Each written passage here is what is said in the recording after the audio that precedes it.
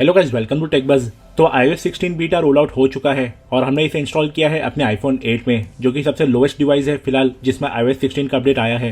तो इस वीडियो में हम देखेंगे क्या नई फीचर सपोर्टेड है आईफोन 8 पर और क्या परफॉर्मेंस में ड्रॉप हुआ है। तो ये डेवलपर बीटा वर्जन है और अगर आपको जानना है कि इसे इंस्टॉल कैसे करना है तो मैंने इसका ट्यूटोरियल पहले ही अपलोड कर दिया है। आप टॉप राइट कॉर्नर में कार्ड को क्लिक करके उस वीडियो को देख सकते हैं। तो ये बीटा वर्जन का साइज था अराउंड 5 GB, बट फ़ोन में कम से कम 6 GB फ्री स्पेस होना चाहिए इंस्टॉल करने के लिए। और इसे डाउनलोड होकर इंस्टॉल होने में अप्रॉक्सीमेटली 2.5 घंटा लगता है, क्योंकि फ़ोन प्रिपेयरिंग अपडेट पर ही 40-45 मिनट्स तक अटका रहता है। तो अब बात करेंगे iOS 16 के फीचर्स की। तो सबसे बेस्ट और मेजर अपग्रेड हुआ है लॉक स्क्रीन वॉलपेपर्स में। आप देख सकते हैं कि नए इंटरैक्टिव और कस्टमाइजेबल वॉलपेपर्स दिए गए हैं और ऊपर काफ़ी सारी कैटेगरीज दी गई है। जैसे फर्स्ट है पीपल, जिसमें फोटोज आपके पीपल कैटेगरी से सिलेक्शन कर सकते हैं। दूसरा है फोटो या फिर फोटो शफल, जो टाइम टू टाइम वॉलपेपर को चेंज करता रहता है। नेक्स्ट इमोजी कैटेगरी है, तो आप अपने मनचाहे इमोजी का वॉलपेपर बना सकते हैं और एक्स्ट्रा इमोजीज भी ऐड कर सकते हैं और उनका साइज और ग्रिड भी कस्टमाइज किया जा सकता है। उसके बाद है वेदर वॉलपेपर, जो आपके लोकेशन के वेदर और डे या नाइट के हिसाब से वॉलपेपर को एनिमेट करता है, जो काफ़ी हद तक पुराने HTC की याद दिलाता है। और लास्ट है कलर वाला कैटेगरी, जिसमें कुछ कलर ग्रेडियंट्स दिए गए हैं और आप चाहे तो स्लाइडर से कोई भी डिफरेंट कलर भी सिलेक्ट कर सकते हैं अपने हिसाब से। नेक्स्ट है इनका फीचर टैब, जिसमें फर्स्ट है ये iOS 16 का बेस्ट वॉलपेपर, जो मेरे हिसाब से सबसे ज़्यादा पॉपुलर रहने वाला है। नेक्स्ट है वेदर वॉलपेपर, जिसके बारे में मैंने आपको पहले ही बता दिया है। नेक्स्ट है ये पैटर्न वॉलपेपर, जिसमें आप थोड़ा बहुत कस्टमाइज भी कर सकते हैं कलर्स को। ग्रेडियंट वाले वॉलपेपर जो है उसमें कुछ ऑप्शंस भी है, जैसे ब्राइट, डीप, वेपर, वाइब्रेंट वगैरह। कुछ टॉप एंड आईफोन्स जैसे आईफोन 13 वगैरह में आपको और भी कुछ एक्स्ट्रा और बेटर वॉलपेपर्स मिलते हैं, जैसे अर्थ या मून का वॉलपेपर एक्सेट्रा। बट आईफोन 8 में इतने ही वॉलपेपर के ऑप्शंस मिलते हैं, जो थोड़े लिमिटेड है। नीचे फिर से इमोजी वाला सेक्शन है और जैसे मैंने पहले आपको बताया है कि इनकी ग्रिड को आप एडजस्ट कर सकते हैं।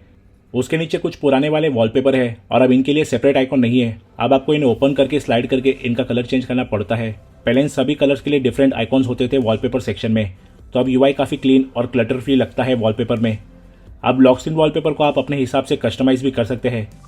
जैसे अगर आपको ऊपर फुल वेडनेसडे 8 जून लिखा हुआ नहीं चाहिए, तो उसकी जगह आप इवेंट, वेदर या एक्टिविटी विद डे भी रख सकते हैं। आप चाहे तो नीचे जो टाइम है उसका फॉन्ट भी चेंज कर सकते हैं। नीचे कुछ कलर ऑप्शंस भी दिए गए हैं फॉन्ट के लिए, या फिर अगर आप चाहे तो स्लाइडर को स्लाइड करके कोई कस्टम कलर भी सिलेक्ट कर सकते हैं फॉन्ट के लिए। और नीचे प्लस बटन पर क्लिक करके आप विजेट्स भी ऐड कर सकते हैं, जैसे world clock, air quality, temperature, weather, stocks वगैरह। फिलहाल तो कुछ लिमिटेड ही विजेट्स दिए गए हैं, बट अपडेट्स के साथ थर्ड पार्टी ऐप्स के भी इसमें विजेट्स ऐड हो जाएंगे। होम स्क्रीन के वॉलपेपर के लिए कुछ ज़्यादा अलग से ऑप्शन नहीं है। एक तो iOS 16 का मेन वॉलपेपर है और बाकी दो सॉलिड कलर वॉलपेपर है, जिसके कलर को आप स्लाइडर से चेंज कर सकते हैं। बाकी आप अपने फोटोज़ को भी एज अ वॉलपेपर सेट कर सकते हैं होम स्क्रीन पर। वॉलपेपर में ये ब्लर इफेक्ट का फीचर भी मिलता है, जिसे आप अपने हिसाब से ऑन या ऑफ कर सकते हैं। तो ये जो वॉलपेपर सेक्शन में एडिशंस हुए हैं वो काफ़ी अच्छे लग रहे हैं और फ़ोन को लॉक करने पर लॉक स्क्रीन कुछ इस तरीके का दिखता है। और अब नोटिफिकेशन नीचे से स्लाइड करके आते हैं और एनिमेशंस भी इसका काफ़ी स्मूथ है। पहले नोटिफिकेशंस को टॉप राइट कॉर्नर से ड्रैग करना पड़ता था और विजेट्स को आप यहीं से क्लिक करके डायरेक्टली उस ऐप को ओपन कर सकते हैं। और अब अगर आपके पास एप्पल वॉच नहीं है तो भी आप डायरेक्टली iOS 16 में फिटनेस ऐप का इस्तेमाल करके अपने स्टेप्स और एक्टिविटी को ट्रैक कर सकते हैं कैलोरीज बर्न का एस्टिमेशन देखने के लिए, along with some other limited features बिना एप्पल वॉच के। कंट्रोल सेंटर में अब आपको क्विक नोट का ऑप्शन मिलता है, तो आप यहीं से नोट्स ऐप का विंडो खोलकर टाइप करना शुरू कर सकते हैं और ये सेव हो जाएगा आपके नोट्स ऐप में। डिक्टेशन को भी काफ़ी इंप्रूव किया गया है और अब ये इंडियन एक्सेंट को भी काफ़ी अच्छे तरीके से कैच करता है और एक्यूरेसी भी काफ़ी अच्छी है इसकी। साथ में नोट्स ऐप में अब आपको फाइंड का ऑप्शन भी मिलता है, तो आपका जो डॉक्यूमेंट है चाहे कितना भी बड़ा हो, कितने भी वर्ड्स हो, आप यहाँ से उस वर्ड को सर्च कर सकते हैं जो पहले मैकओएस में अवेलेबल था। और अगर आप चाहे तो मैग्नीफाइंग ग्लास पर क्लिक करके फाइंड एंड रिप्लेस सिलेक्ट कर सकते हैं। फिर आपको कौन से वर्ड को किस वर्ड से रिप्लेस करना है बस वो एंटर करना है और रिप्लेस पर क्लिक कर देना है और बस एक क्लिक में वो वर्ड रिप्लेस हो जाएगा। तो ये मुझे काफ़ी कन्वीनियंट फीचर लगा iOS 16 में। आई मैसेज में भी फाइनली अब आपको अंडू और एडिट का ऑप्शन मिलता है, जो फिलहाल तभी ही वर्क करेगा जब सामने वाले के आईफोन में भी iOS 16 हो। बाद में शायद ऑफिशियल अपडेट आने के बाद iOS 15 का भी सपोर्ट आ जाएगा इसमें। तो जैसे मैंने अब मैसेज टाइप करके सेंड किया है और अगर मैं उसे लॉन्ग प्रेस करूँ तो यहाँ पर एडिट का ऑप्शन आता है। फिर आप अपना मैसेज एडिट करके उसे सेंड कर सकते हैं, या फिर अगर आपको लगा कि मैसेज किसी और को सेंड करना था तो आप फिर से लॉन्ग प्रेस करके अंडू पर क्लिक कर सकते हैं। और ये फीचर्स सिर्फ आई मैसेज के लिए है, नॉर्मल SMS मैसेज के लिए नहीं चलेंगे।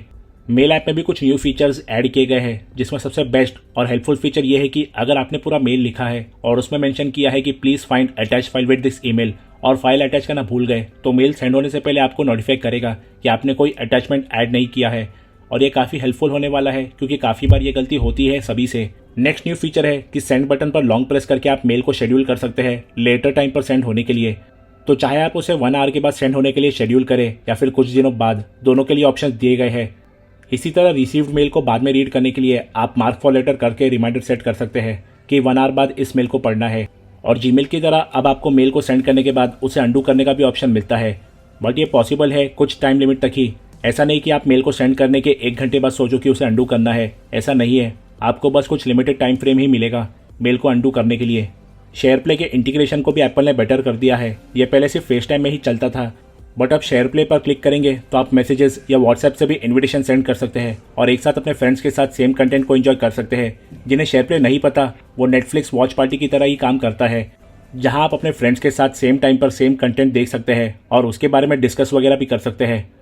होम ऐप को भी पूरी तरह रीडिज़ाइन किया गया है, जिससे आप डिफरेंट इक्विपमेंट्स को देखना और कंट्रोल करना काफ़ी आसान हो गया है, क्योंकि सभी रूम्स और डिवाइसेस फ्रंट में ही विजिबल रहते हैं और ऊपर कैटेगरीज है for different equipment like light, AC, security cameras, door locks. सभी चीज़ों को काफ़ी अच्छे से कैटेगराइज किया गया है और यह भी काफ़ी ईजी टू यूज़ हो गया है।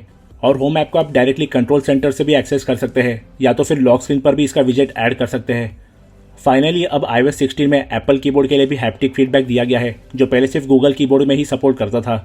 इस फीचर को सेटिंग्स में साउंड एंड हैप्टिक में जाकर ऑन करना पड़ता है।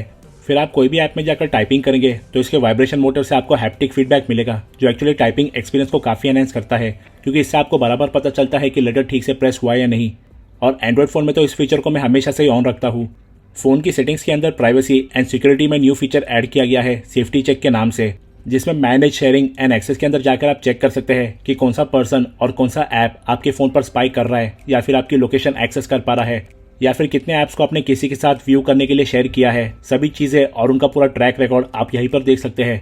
और चाहे तो आप उस पर्सन को अलाउ कर सकते हैं या फिर select all and stop sharing पर क्लिक कर सकते हैं और सभी चीज़ें शेयर होना ऑटोमेटिकली बंद हो जाएगी।